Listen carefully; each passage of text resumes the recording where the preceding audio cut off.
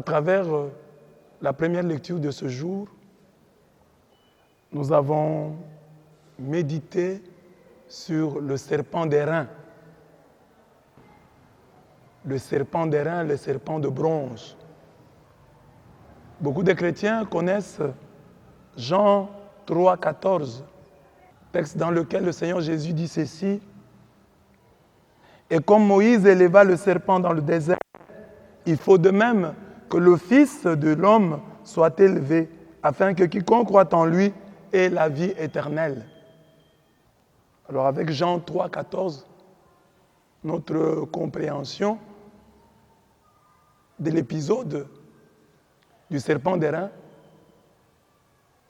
devient vite symbolique.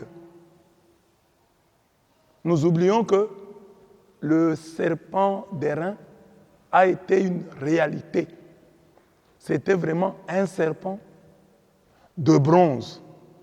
Et que Dieu a dit au peuple d'Israël, aux enfants d'Israël, que comme vous vous êtes montrés ingrats à mon endroit, que vous avez récriminé contre moi et contre Moïse, ces serpents seront le salaire de votre ingratitude.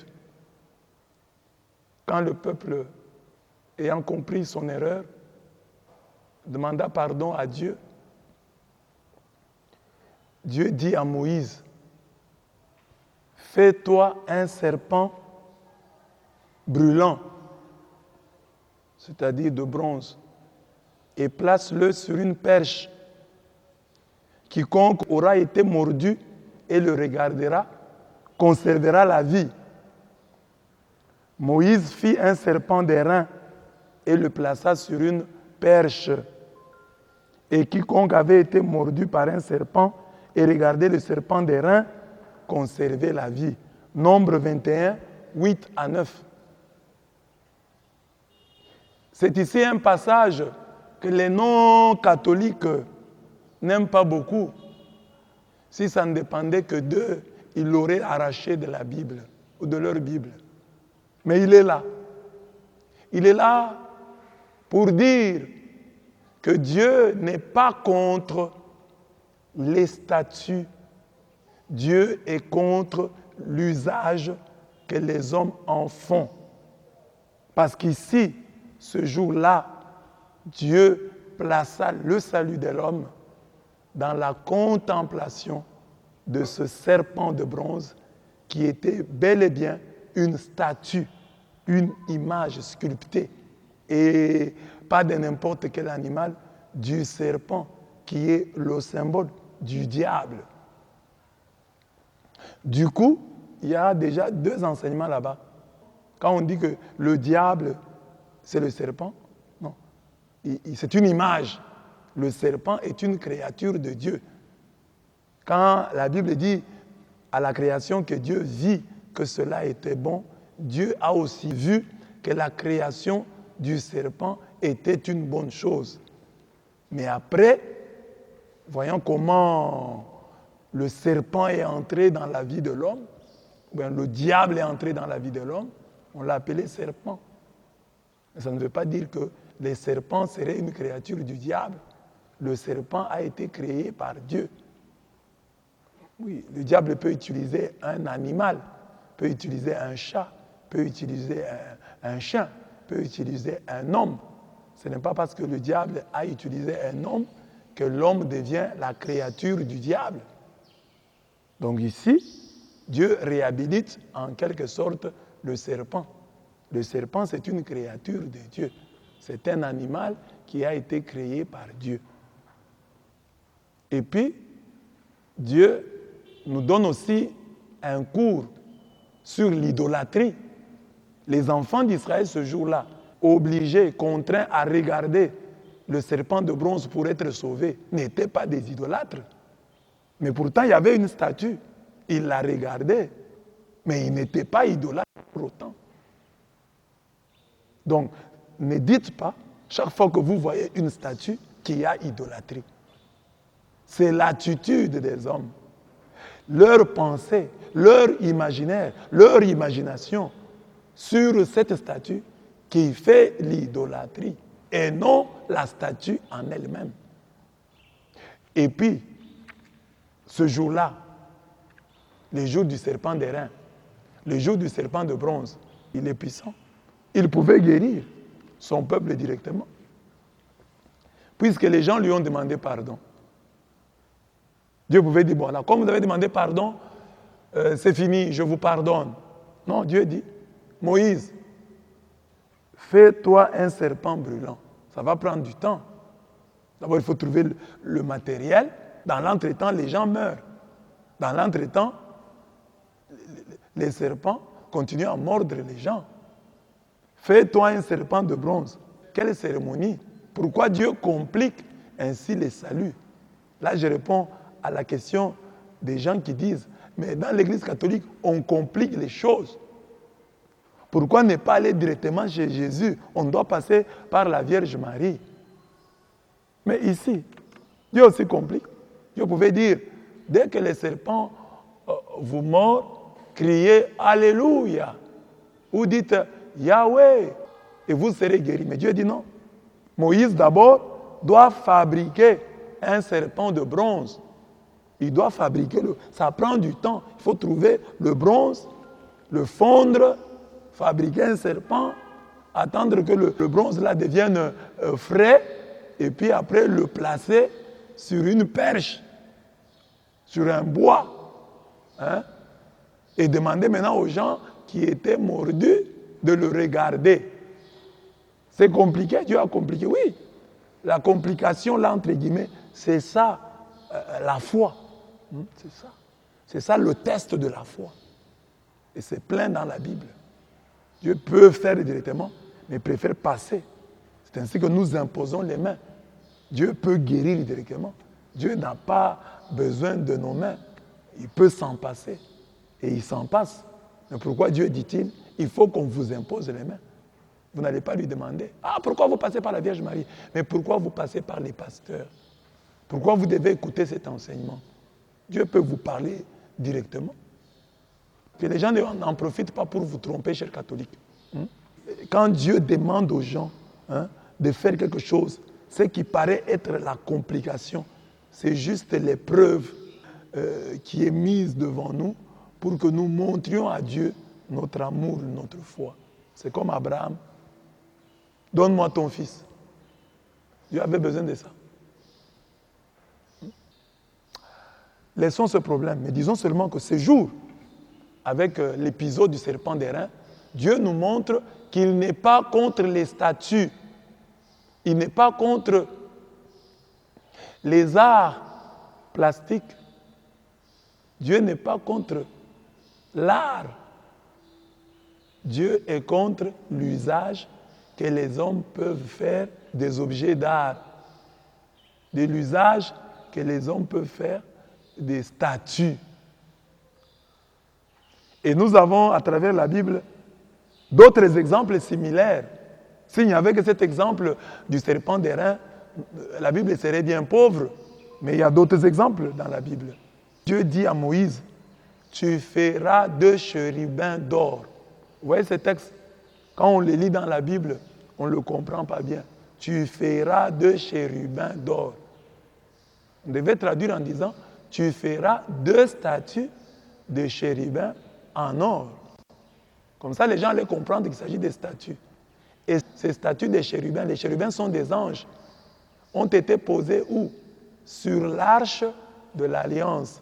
L'arche de l'Alliance qui est un coffret où on avait placé les 10 commandements. Et au-dessus de ce coffret, on devait mettre 2 statues de chérubins. Là, c'est Exode 25, 17 à 22.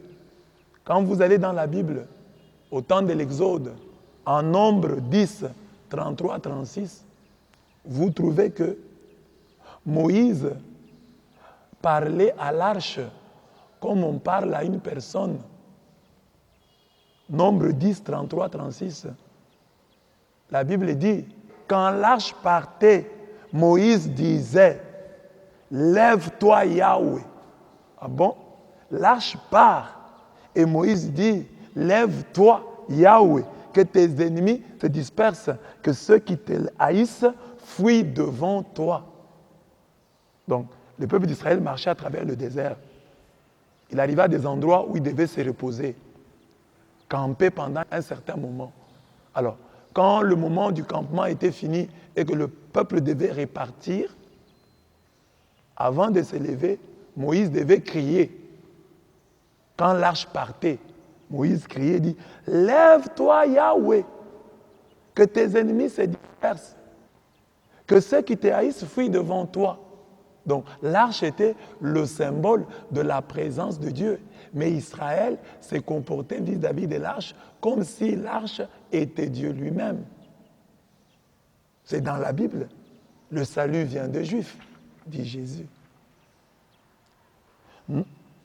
Toujours dans ce texte, on dit, et à l'étape, il disait, quand il devait maintenant se reposer, Moïse disait, reviens Yahweh vers les multitudes des milliers d'Israël. Il parlait d'abord à l'arche. Or, l'arche, c'est un objet au-dessus deux statues d'anges, des chérubins. Alors, si tu avais vécu, toi, le non-catholique, tu avais vécu au temps de l'Exode, avec la connaissance que tu as, ou avec l'ignorance que tu as, tu traiterais Israël d'idolâtre. Tu accuserais Israël du péché d'idolâtrie. Car cette attitude d'Israël devant l'arche étonne. L'arche n'est qu'un symbole de Dieu, un symbole de sa présence. Et en tant que symbole, cette arche doit être vénérée et non adorée. Le respect dont Israël entourait l'arche s'appelle vénération et non adoration. Au sujet toujours de la même arche, quand nous allons au temps de Samuel, qu'est-ce que nous voyons? Au temps de Samuel, on considérait l'arche comme le Dieu sauveur. Le salut vient des Juifs, dit Jésus. Que dit 1 Samuel 4, 3? Les enfants d'Israël, attaqués par les Philistins, disent que l'arche vienne au milieu de nous et qu'elle nous sauve de la main de nos ennemis. Israël, peuple de l'Alliance, à qui appartiennent les patriarches, affirme ici que l'arche sauve. Pourtant, l'arche n'est que le symbole de la présence de Dieu. L'arche n'est pas Dieu. L'arche n'est pas adorable.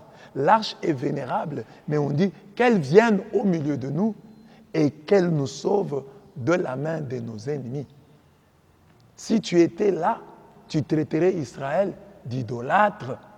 Or, Israël n'est pas idolâtre ici. Ça, c'est 1 Samuel 4, 3. 1 Samuel 4, 5. Quand l'arche arrive au camp, parce que l'arche était à Silo, ils ont été attaqués. Ils disent allez chercher l'arche. Quand l'arche arrive au camp, la Bible dit, tout Israël poussa une grande acclamation et la terre trembla. Les Philistins entendirent le bruit de l'acclamation et tremblèrent aussi, disent, soyez courageux maintenant, ils ont l'arche, ils vont nous battre. Il est vrai qu'après cela, même malgré la présence de l'arche, Israël a été battu parce qu'Israël avait seulement l'arche, mais avait perdu l'alliance. Et Israël fut battu. Je vais expliquer. Israël fut battu malgré la présence de l'arche. Parce que Israël avait l'arche sans avoir l'alliance. Or, c'est l'arche de l'alliance. Je vais revenir sur ce point. Pour montrer que Dieu n'est pas contre les statues, mais contre l'usage que les hommes en font. Quand l'arche est prise par les Philistins, c'est alors qu'on parle d'Ichabod. On dit, si on prend l'arche, la gloire est bannie d'Israël. En effet, ayant appris la nouvelle de la prise de l'arche par les Philistins, Élie le prêtre va tomber de son siège à la renverse. Sa nuque va se briser et il va mourir. Si l'arche n'était rien, si l'arche n'était qu'une statue, le prêtre Élie n'allait pas tomber à la renverse, n'allait pas mourir, puisque l'arche a été prise par les Philistins. Donc, dans l'imaginaire collectif religieux du peuple d'Israël, l'arche, c'était quelque chose, du moment qu'elle était le symbole de la présence de Dieu au milieu de son peuple. Quand le prêtre Élie meurt, frappé, anéanti par la nouvelle de la prise de l'arche, la suite de l'histoire, c'est Ichabod, 1 Samuel 4, 19 à 20. Une de ses belles-filles, quand elle apprend que son mari, son beau-frère et son beau-père sont morts et que l'arche a été prise par les Égyptiens, elle qui était enceinte va accoucher et va mourir après l'accouchement. Mais avant de mourir, elle va dire, cet enfant qui naît dans de telles circonstances s'appellera Ichabod. Ichabod signifie la gloire a été bannie. Il n'y a plus de gloire. C'est dans 1 Samuel 4, 19 à 20. Il n'y a plus de gloire parce qu'on nous arrache l'arche. L'arche. Donc l'arche n'était rien, mais cette arche, c'était un coffret au-dessus duquel il y avait 2 statues d'anges, 2 statues de chérubins en or. On ne blague pas avec l'arche de Dieu. Tout ce qui est consacré à Dieu doit être pris au sérieux. C'est ça la vénération. Même si la Bible, même si les images, même si les statues de notre Seigneur, de la Vierge Marie, des saints, le chapelet, ne sont pas des divinités, ils doivent néanmoins être vénérés, c'est-à-dire pris au sérieux, c'est-à-dire respectés, comme les enfants d'Israël respectaient l'arche qui n'était pas Dieu, mais qui était le symbole, un objet sacré, un symbole de la présence de Dieu au milieu de son peuple. Une chose consacrée à l'Éternel, consacrée à Dieu. David dansait devant l'arche. Et quand Michal, sa femme, se moque de sa danse, dit que David s'est rabaissé, David répond, c'est devant Yahweh qui m'a choisi, de préférence à ton père, que je danse. David dansait devant l'arche, mais il disait qu'il dansait devant Yahweh. Si tu étais là, tu taxerais certainement David d'idolâtre, tu l'accuserais d'idolâtrie, et pourtant, il est dans l'orthodoxie. Il dit, je ne danse pas devant l'arche, je danse devant l'Éternel. Et nous savons que cette arche a tué Uza ou Uza. Uza, sans être prêtre, sans en avoir le droit, est allé toucher à l'arche. Et il a été foudroyé, il est mort. Si l'arche n'était rien, Uza ne mourrait pas. Mais la même arche, prise par Obed-Édom, elle lui a apporté la bénédiction. Sa maison a été bénie. L'arche, même si elle n'a pas donné la victoire, quand le peuple d'Israël est allé la chercher à Silo, en 1 Samuel 4 et suivant, la même arche a fait des ravages chez les Philistins, qu'il avait enlevée, qu'il avait prise.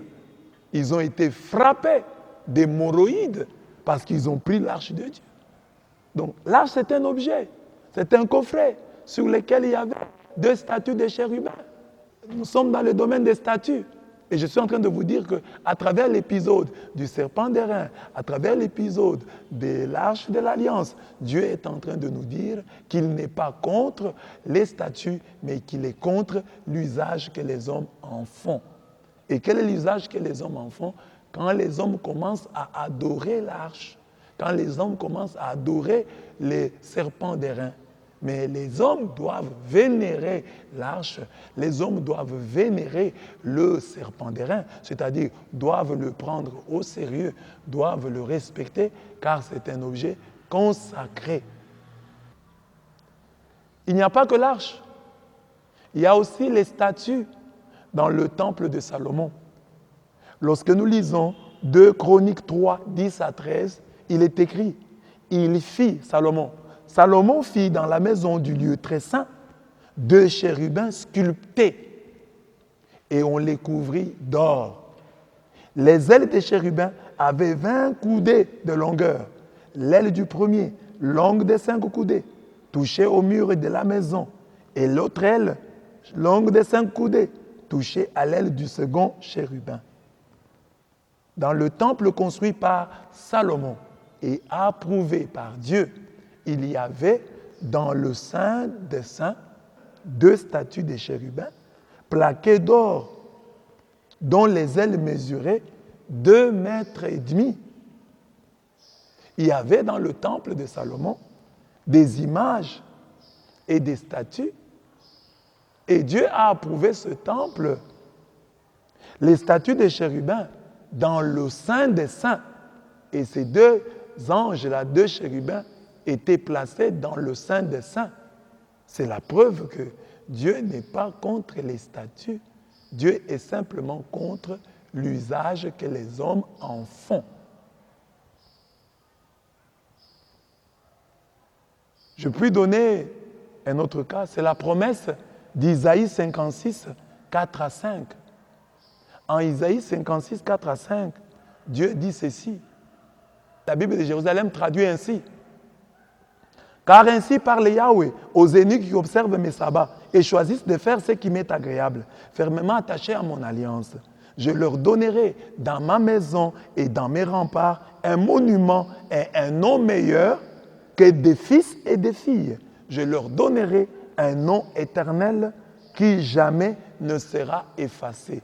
Dieu promet de donner aux eunuques, ces gens qui ont choisi de servir Dieu sans avoir d'enfants, ou de ces gens qui servaient Dieu, qui n'avaient pas d'enfants, qui ne pouvaient pas...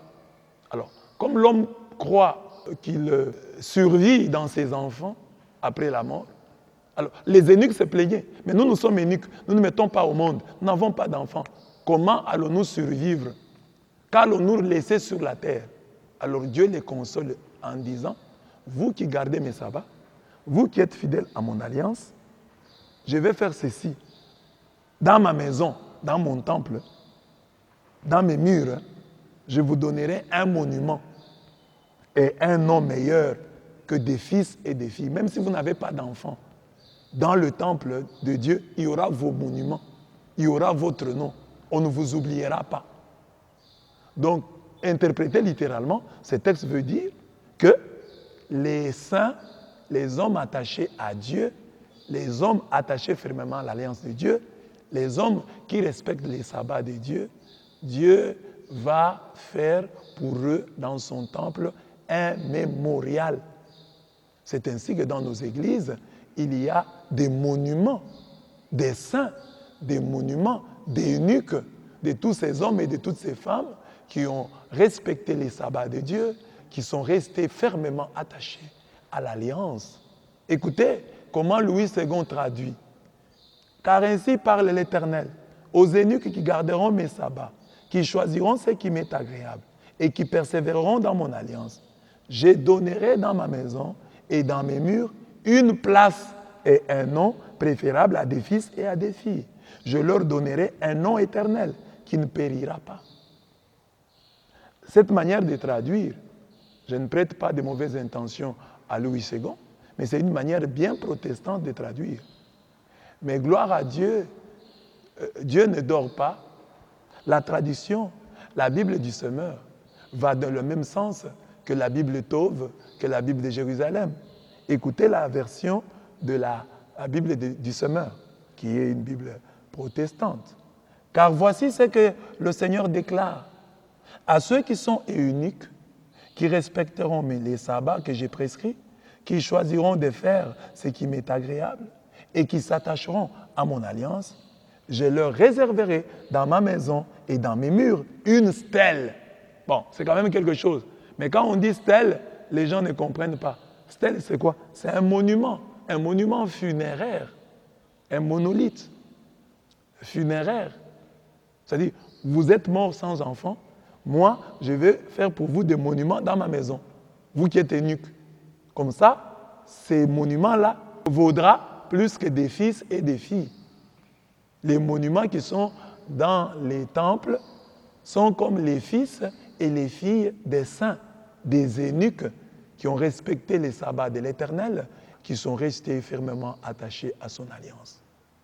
Dieu n'est pas contre les statues, Dieu n'est pas contre les images. Dieu est contre l'usage que les hommes en font. Et quel est l'usage que les hommes font des statues et des images? C'est en les transformant en idoles, en les divinisant, en les adorant. Mais les statues, nous l'avons vu, peuvent être vénérées. Elles sont placées sur l'arche. Elles sont placées dans le lieu très saint, dans le saint des saints. Il faut les contempler pour être guéri. C'est un type, bien entendu, mais c'est une réalité qu'Israël a vécue dans sa chair. Alors quand j'évoquais un jour dans un débat avec un frère sur justement l'idolâtrie, et que j'évoquais ces textes, le frère me dit, mais vous dites, vous parlez du serpent d'airain, vous parlez des chérubins sur l'arche, mais là, Dieu a dit à Moïse, vous, Dieu vous a dit où? Je lui ai dit, mais Salomon, 2 Chroniques 3, 10, Dieu lui a dit où? Salomon l'a fait. Le principe spirituel est là. Dieu n'est pas contre les statues, Dieu est contre l'usage que les hommes en font. À partir de ce principe, Dieu n'est pas contre les statues. Nous les voyons en Nombre 21, serpent d'airain, en Exode 25, les deux chérubins sur l'arche de l'Alliance, et tout le respect dont l'arche a été entourée. Donc Dieu n'est pas contre les statues. Parce que s'il les a interdits en Exode 20, et il ordonne à Moïse de fabriquer en Nombre 21 le serpent d'airain, ça signifie que Dieu n'est pas contre les statues, mais Dieu est contre l'usage que les hommes peuvent en faire. Donc on n'a pas besoin d'avoir un texte explicite qui nous dit, voilà pourquoi Dieu vous a dit où dans l'évangile, oh Jésus, est-ce que Jésus avait une statue de Marie? Est-ce que Jésus avait une statue de Jésus? On n'a pas besoin de ça. Du moment qu'on a vu qu'il y a des statues, des stèles qui peuvent rappeler, peuvent être un mémorial, on le voit. Quand on voit ça, on peut dire, voilà, à partir de ça, on peut faire ceci. C'est un raisonnement à partir des Saintes Écritures. Alors Dieu est contre l'usage que les hommes font des statues. Et nous avons un exemple type dans la Bible, c'est dans le 2e livre de Rois, chapitre 18, verset 4. C'est toujours au sujet de ce serpent de bronze. La Bible dit que c'est le roi Ézéchias qui supprima les hauts lieux, brisa les stèles, les monuments, coupa les pieux sacrés et mit en pièces le serpent d'airain que Moïse avait fabriqué. Jusqu'à ce temps-là, en effet, les Israélites lui offraient des sacrifices en l'appelant Néhushtan. Vous voyez? Un objet d'art, un objet religieux peut devenir une idole. C'est-à-dire, les gens peuvent commencer à l'adorer. Et cela, Dieu ne le veut pas. Donc, que nous soyons catholiques, protestants ou pentecôtistes, ce message s'adresse à nous. Ne transformons pas en idoles les objets sacrés, les objets consacrés à Dieu. Il commence ici, on dit, au lieu de regarder le serpent d'airain, leur avait été donné pour être regardé. Mais eux commençaient à offrir des sacrifices à ce serpent.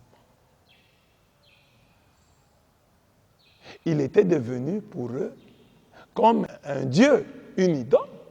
Voilà pourquoi Ézéchias l'a brisé, l'a mis en pièces. Ce texte donc de 2 Rois 18, 4 nous invite à la prudence. Montrez-vous prudents, comme les serpents et candides comme les colombes. Matthieu 10, 16. Le serpent antique qui sait que ses jours sont comptés. Apocalypse 12, 12. Travaille d'arrache-pied aussi pour transformer en idoles les saints hommes et les choses saintes de Dieu. Donc, les saints hommes et les choses saintes de Dieu peuvent être transformés en idoles. Le pasteur peut devenir une idole. Le prêtre que je suis peut devenir une idole. La Bible peut devenir une idole. Le chapelet peut devenir une idole. La statue de la Vierge Marie peut devenir une idole. L'eau bénite peut devenir une idole. L'huile sainte peut devenir une idole. Les monuments et les images des saints hommes de Dieu peuvent devenir des idoles. Une église peut devenir une idole. Certaines terminologies peuvent devenir des idoles, comme j'ai donné ma vie à Jésus. Je suis né de nouveau. J'ai accepté Jésus comme mon Seigneur et mon Sauveur. Toutes ces choses, tous ces hommes, toutes ces expressions deviennent des idoles chaque fois que leur possession nous dispense du devoir d'adoration et du devoir de conversion. Je n'invente pas la roue en le disant. L'arche de l'Alliance, je vous l'ai démontré, était un objet consacré à Dieu. Mais quand le peuple n'avait que l'arche et avait oublié l'Alliance, l'arche ne l'a pas aidé. L'arche ne lui a été d'aucun secours. L'arche a même été prise. Pour montrer que l'arche ne fonctionne que là où il y a l'Alliance, quand les Philistins l'ont amené chez eux, ils pensaient que l'arche, tel un objet magique, allait leur apporter aussi la victoire. Mais l'arche leur a apporté des problèmes. Ils ont tous été frappés d'hémorroïdes. Donc vous comprenez que lorsque vous n'avez que la statue de la Vierge, lorsque vous n'avez que le chapelet, lorsque vous n'avez que la Bible, nous avons déjà vu l'usage magique de la Bible. Nous connaissons des catcheurs au Congo, dans notre pays, qui, lorsqu'ils se battaient, ouvraient la Bible, faisaient semblant de lire un verset, alors qu'ils avaient des fétiches, et ils donnaient des coups de tête aux gens. C'est la Bible devenue idole, devenue objet magique. Ce risque-là est couru par tous les hommes de Dieu, par toutes les choses consacrées à Dieu. Donc le Neuschtan, ce n'est pas une interdiction des statues. Le Neuschtan, c'est un avertissement. Le Neuschtan brisé, mis en pièces par Ézéchias, est une interpellation pour nous dire attention, tout peut devenir idole. Faites attention. Ne tombez pas dans ce piège. Quand vous appartenez à une église, vous utilisez certaines expressions. Je suis né de nouveau. J'ai donné ma vie à Jésus. J'ai accepté Jésus comme mon Seigneur, mon Sauveur. Oh, j'ai mon chapelet, j'ai l'eau bénite. J'ai ma Bible. J'ai l'huile d'onction. J'ai un ministère. J'ai des dons de l'esprit. J'ai tel charisme. Quand toutes ces choses-là font que tu ne pries plus, tu n'adores plus Dieu et que tu ne te convertis pas, ça devient des idoles. Ça devient des idoles et il faut les casser. Il faut les mettre en pièces parce que ça ne t'aide pas. Ça a été donné comme objet à contempler. Même l'homme de Dieu, ça a été donné comme un homme à contempler, pas comme un homme à adorer. Alors, quand tu l'adores, tu es sorti du bon chemin.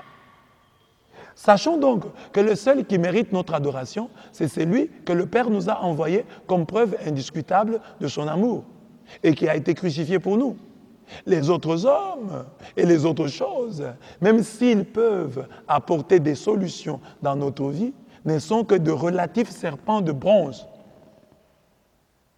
Dieu peut s'en passer et Dieu s'en passe. Parce que il y a des moments où je suis malade, est-ce que j'ai un serpent que je vais regarder aujourd'hui? Non. C'est Jésus-Christ, le crucifié, le Christ crucifié. Est-ce qu'à tout moment j'ai l'eau bénite? Non.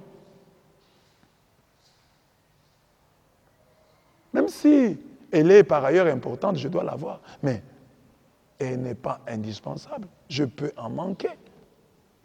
Mais que je ne manque pas l'alliance, que je ne manque pas Dieu. Donc, tous ces objets et tous ces hommes sont des signes à contempler, à regarder et non à adorer. Au sujet des Neuschtans d'aujourd'hui et de demain, une question nous est posée. Serait-ce Paul qui a été crucifié pour vous? 1 Corinthiens 1, 13. Ça, c'est Paul qui répond aux Corinthiens qui avaient des disputes parmi eux. Oh, moi je suis de Paul et moi je suis d'Apollos. Alors il dit, est-ce que Paul a été crucifié pour vous? Donc, la place importante, le seul absolu, c'est celui qui a été crucifié pour nous. Les restes sont des médiations qui concourent à l'unique médiation du Christ. Sont des choses et des hommes qui nous amènent vers Jésus, qui nous montrent Jésus. Toutes ces choses-là nous disent, montrez-nous Jésus. C'est ça le rôle. Nous amener à Jésus, nous donner une idée de Jésus. Parce que Jésus, lui, est l'absolu. L'absolu, l'adorable et le définitif serpent de bronze, c'est celui qui m'a aimé et s'est livré pour moi. Galates 2, 20. Alors nos frères des églises des réveils disent, mais vous les catholiques, vous avez transformé justement les images en Neuschtans. Vous utilisez mal les statues parce que vous vous mettez à genoux devant elles. C'est la dernière question à laquelle je réponds. J'ai dit simplement ceci, que dans la Bible, il y a de nombreuses prosternations qui ne sont pas des adorations.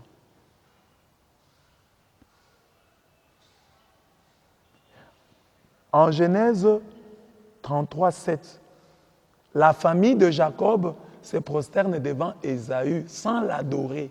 On peut donc se prosterner devant un homme sans l'adorer. Il n'y a aucun texte qui condamne la prosternation ou la prostration de la famille de Jacob devant Ésaü. Il n'y en a pas. Genèse 49, 8. Jacob dit que les frères de Juda se prosterneront devant lui. Bon, Juda, on peut voir le lion de la tribu de Juda. Mais c'est pour dire que Juda sera une grande tribu. Les autres respecteront Juda. Mais on dit se prosterneront. Bon, il y a Juda, Jésus-Christ, le lion de la tribu de Juda. Mais il y a aussi Juda, la tribu. Ça a été la tribu qui avait toujours le vent en poupe, qui occupait toujours les premières places. 2 Samuel 16, 4. Siba, c'est le nom de quelqu'un, se prosterne devant David sans l'adorer. Donc on peut se prosterner devant quelqu'un sans l'adorer. Toute prostration, toute prosternation n'est pas adoration. J'ai un beau texte. C'est 2 Rois 5, 18. Naaman est guéri. Or, Naaman était un général syrien. Il y travaillait donc auprès d'un roi qui était païen, qui avait ses dieux. Maintenant, Naaman guérit sans qu'il doit se montrer reconnaissant envers ce Dieu d'Israël qui l'a guéri. Il veut rester croyant, attaché au Dieu d'Israël. Mais il s'est dit, mon métier m'obligera à m'incliner dans le temple du Dieu Rimon. Que dois-je faire? Dois-je m'y incliner ou dois-je abandonner? Dois-je démissionner de mon poste ou dois-je continuer? Naaman dit à Élisée, puisque tu refuses, permets que l'on donne de la terre à ton serviteur, une charge de 2 mulets, car ton serviteur ne veut plus offrir à d'autres dieux, ni holocauste, ni sacrifice, il n'en offrira qu'à l'Éternel. D'abord, il prend la terre d'Israël. Il dit, je prends cette terre. Comme ça, quand je vais arriver chez nous, je vais la mettre. Et peut-être quand je vais prier, je vais me mettre dessus pour commencer à prier. Il prend la terre d'Israël. Aujourd'hui, on dirait, c'est de l'idolâtrie. Comment il prend la terre? Lui a déjà cru en Dieu. Ça suffit. Pourquoi il se complique en prenant la terre? Il prend la terre. Il l'amène. Et puis il dit, voici toutefois ce que je prie l'Éternel de pardonner à ton serviteur, que l'Éternel me pardonne. Quand mon maître entre dans la maison de Rimon pour s'y prosterner et qu'il s'appuie sur ma main, je me prosterne aussi dans la maison de Rimon. Veille l'Éternel pardonner à ton serviteur lorsque je me prosternerai dans la maison de Rimon. Et Élie lui dit, va en paix. 2 Rois 5, 18 à 19. Ça veut dire quoi? Désormais, toi, Naaman, quand tu te prosterneras dans le temple de Rimon, ta prosternation ne sera pas considérée comme adoration. Car Dieu qui sonde les reins et le cœur, sait que toi, quand tu te prosternes, tu n'adores pas. C'est dans le cadre de ton boulot. Par respect pour ton chef, tu te prosternes sans adorer. Donc, le texte montre qu'on peut se prosterner sans adorer. Mais les prosternations ou les prostrations à proscrire, ce sont celles qui cachent l'idolâtrie. C'est ce que Pierre dit à Corneille. Quand Corneille veut se mettre à genoux devant lui, Pierre voit que Corneille veut l'adorer. C'est ainsi qu'il dit, relève-toi, je ne suis qu'un homme, moi aussi. Acte 10, 26. Pierre a senti que ça, c'est de l'adoration. La même chose, quand Jean veut se mettre à genoux devant l'ange, Apocalypse 22, 9. L'ange dit la même chose à Jean.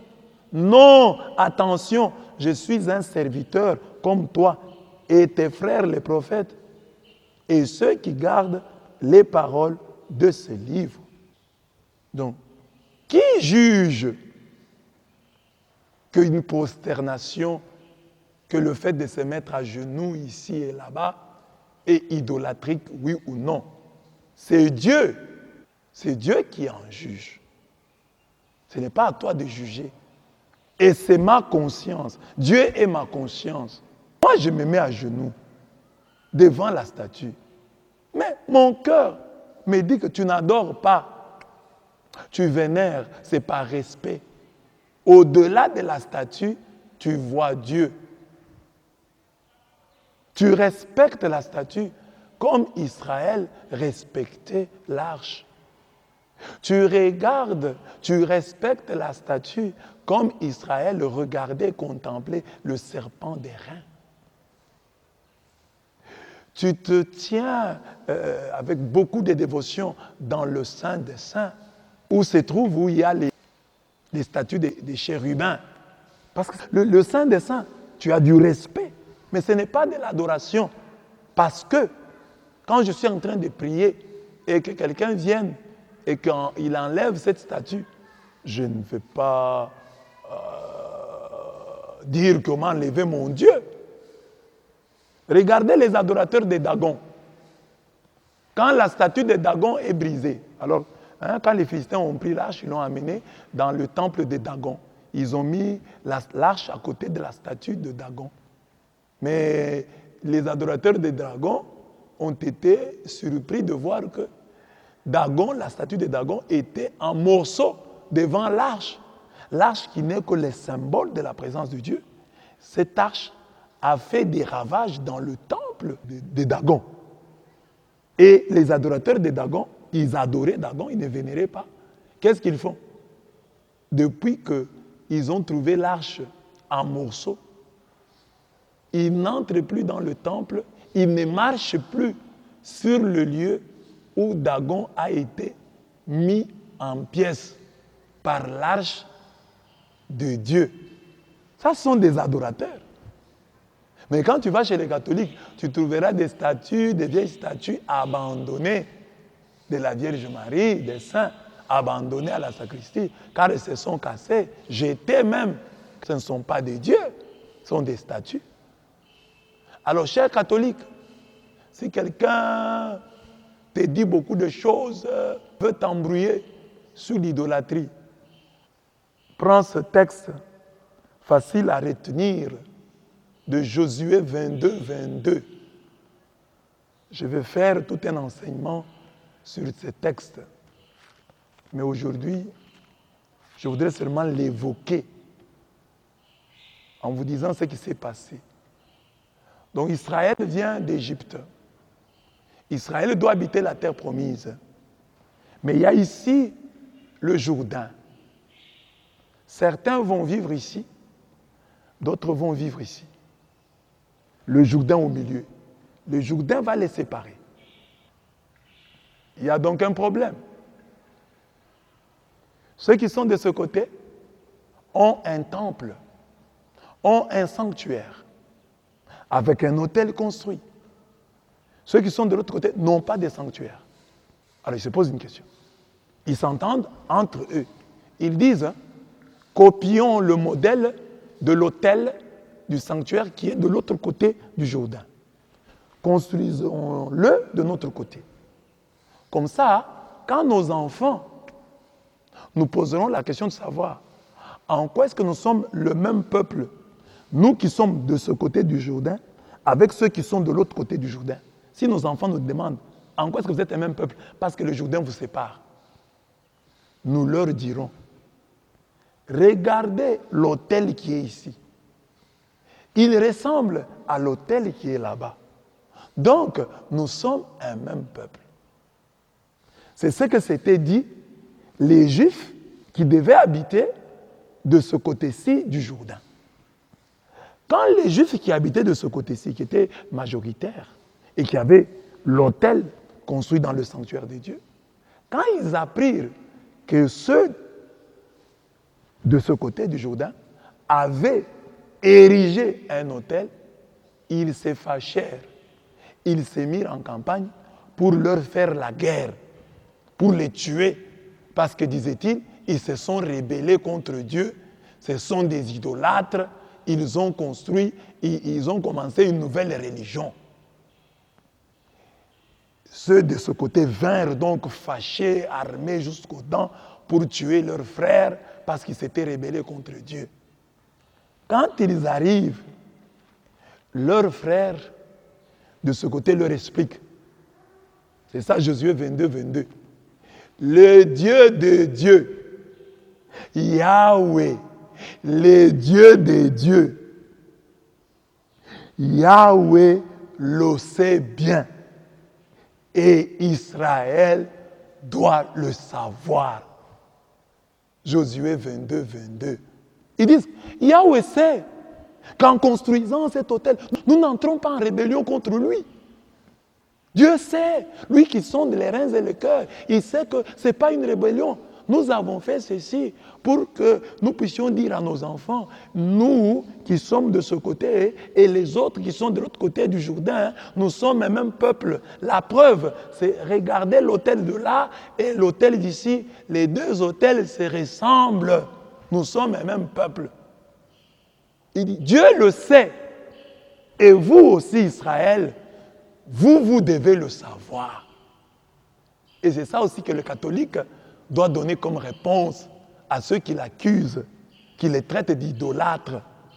Chers catholiques, dis-leur, Yahweh, les dieux des dieux, le sait. Et Israël doit le savoir. Yahweh sait que cette statue de la Vierge Marie, je ne l'adore pas, je la vénère. Comme je vénère, comme je respecte la photo de ma mère, le drapeau de mon pays, comme je respecte la photo de toute personne que j'aime. Déchirer la photo d'une personne aimée, d'une personne qui nous est chère, c'est s'attaquer à cette personne.